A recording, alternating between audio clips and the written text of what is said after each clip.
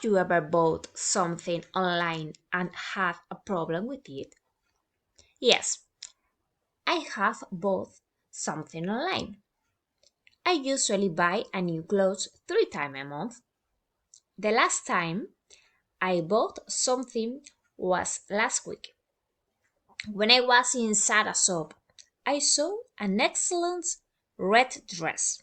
It was so cool for my birthday party. However, the shop hadn't my size. I was upset, but my friend gave me an idea.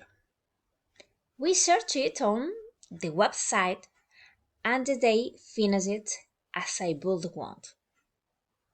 I don't know what the shop assistant gave us the idea. After that, I remember I bought some trousers that I never wore. I could train on the trousers in the store. Besides, when I was in the charming room, I thought they looking fantastic. But when I got home in the cold light of day, I realized that it had been on a bad idea. So I sold it on a buy. The last one was a brown leather coat. I bought it online from a website that has cheap offers. But when I arrived, it looked completely different, and I decided I didn't like it.